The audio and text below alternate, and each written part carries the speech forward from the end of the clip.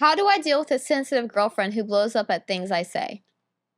You got to set and enforce healthy boundaries. The email newsletter that I did today was exactly that. And so this guy he's been following me 2 months. He's been with his girlfriend for 3 years. Obviously, he's not showing up because things are great in his relationship. But one of the things he's struggled with since he started dating her, she's very needy, very insecure, demands that he sends her a good morning text every morning. Now, keep in mind, they've been together 3 years. And I assume they're not long distance, but it's like, I mean, if you've been together 3 years, by that period of time, you're either living together or every night you're at her house or she's at your house. And so if you're constantly having a girlfriend that gets pissed off, you don't text enough because he's trying to do less texting, but she gets mad. But he says if he texts her every day and says good morning like a robot and does what she says, she's nicer to him. And so the problem is he's walking on eggshells because he's worried about pissing off his girlfriend. And so he's jumping through his butt, but also is like his day revolves around making sure he responds quickly to her text messages. And the problem is he started doing that the moment they started dating. And in those cases, you got to set and enforce healthy boundaries. You got to say, look, I got meetings to go to. It's like, I love talking to you, but I want to be able to be spontaneous. If I want to text you and tell you I was thinking about you or I missed you or whatever, I'm looking forward to seeing you tonight. I want to do it because it's what I feel like doing, not because you're going to come unglued or get upset or yell at me or be mad or tell me that I don't care about you because I didn't send you a good morning text every single morning like a robot. If you want to talk to me, you can pick up the phone and call too. I want easygoing, easy to get along with, not a woman who has daddy or mommy issues or didn't get enough strokes as a kid and expects me to constantly be available 24/7 because guys will do that. And then what happens is, because typically, again, like we were talking about earlier, the biggest complaint guys or women have about men is that they're romantic at first and then they stop. And so what happens is they make the extra effort. They call, they text, they do all those things. But after they're together 6 months or a year or whatever, those things start tapering off and they're not going out on dates anymore.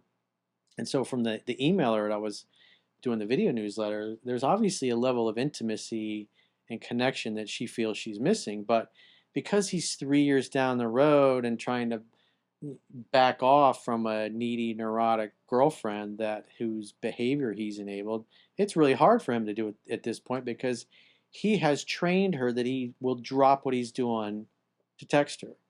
And I mean, you guys know I'm not much of a texter. It's like, let's get to the point. I got tons of messages coming in on all platforms. I got family members sending me memes and videos, and it's like, I just don't have time to respond to all that crap, and I don't want to. I don't want to be on my phone texting all day long. I got things to do, and I don't have time to babysit a girl that's insecure or gets big mad because I didn't text her back quickly enough. So when you're in that situation, a woman's giving you a hard time, you got to have a heart to heart with her and say, it's like, I want to text you because I want to text you, not because I feel obligated. I don't want to feel like I have a routine that I have to do in order for you to feel good about yourself. If you don't hear from me for a few hours because I'm in meetings all day and you're going to come unglued and be pissed off at me when I come over to pick you up, it's like, well, after a while, I'm not going to want to come and pick you up because as us guys in relationships, we want to feel successful in making you happy. And if like every time you get together with her, she's mad at you because you didn't text, you didn't do this, or there's always something that's upsetting her about what you did or didn't do because she's got unreasonable expectations she doesn't tell you about. Eventually, the guy's like, no matter what I do, she's not happy. No matter what I do, she's mad and she's pissed off at me. And the guys, when that happens, they just get to a point and they just start withdrawing. They don't even try at all. It's like, no matter what I do, she's gonna be pissed off. And then he just kind of drifts away. Then she complains more, and the more she complains, the more he drifts away because he doesn't feel successful. And us guys, we got to feel successful in making her happy. And if she's always grumpy, we take it personally. If she's always happy, we take credit for it. I mean, you might as well break up with her if you're gonna stop trying. If like it's becoming such a drag and you know yourself you're giving up on making her happy, you might as well end the relationship because the less you do, the more she's gonna be upset. So you're expecting failure at the end of the day and just end a relationship at that point. It sounds pretty dreadful, if you ask me, having to you know, Yeah. if it's too much, it's very dreadful. At that point, you're just not gonna want to even talk to her at all. Yeah. It's just Well, anything. well, he enabled it It's just well, anything. If you're not, he enabled it in the beginning. If it's already been Yeah, 3 exactly. years, he 3 enabled years her he trained her to be that way. to be that way and to rely on him and to rely on that comforter instead of comforting herself. Exactly. yeah. She's not a happy, whole, complete person. Right. She feels validated if he acts like a robot and does what she says, but even then, she'd be happy She's about that. But there'll be other things that she's pissed off about him, and she right. knows her requests are unreasonable, but because he keeps entertaining it, he's not standing up for himself. She knows her behavior and her demands are ridiculous, but he jumps through his butt, and she could tell he's not happy doing it, but he does it anyways, and then she gets mad at him and is condescending and bitchy because he should be standing up to her, putting her in place. Say, you're being unreasonable. I didn't text you within an hour. I was in a meeting. Hey, you should have at least responded and taken 5 minutes out of your meeting. It's like, if I'm in there trying to put a big deal together, I can't just stop and say, "Ooh, my girlfriend texted me." I had and I was telling this story in the video that I did today. I had a guy that I was in business with for about a year, many years ago, and we're in this meeting, and there's like 20 people in the meeting, and he's running the meeting, and now keep in mind, this guy cheated on his wife multiple times. She wasn't very attractive, and we've got this office with just lots of beautiful young women in the office, and he had cheated on her with multiple younger attractive women, so naturally she's going to be insecure about that and not trustworthy. And so for her, when he doesn't answer the phone right away, automatically she assumes he must be lying, he must be doing something he shouldn't be doing.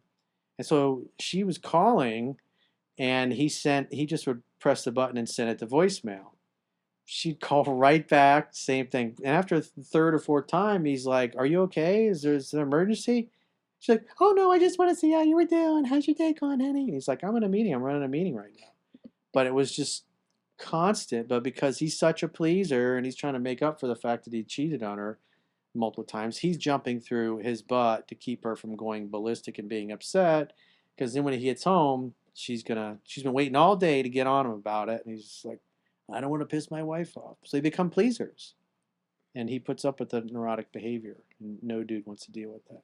But a lot of guys unfortunately do, and they enable it. I think for the viewer, definitely there has to be communication. He should definitely set the boundaries, like you said. And I think, definitely do that. And I would say be concerned if you've communicated that once and she keeps going, and then it gets to the point where you've had to communicate it a few times and then she still is in the same place. I think that's more of a concern. Yeah, then you got to enforce the boundary, and you got to say, "Look, we talked about this multiple times, and you keep doing it. It's just Yeah. turning me off and driving me away, and I don't want to deal with it." Do this one more time, and I'm breaking up with you. There you go. She'll stop. Peace. Maybe. Oh, you're threatening me? Oh, you want to threaten me now?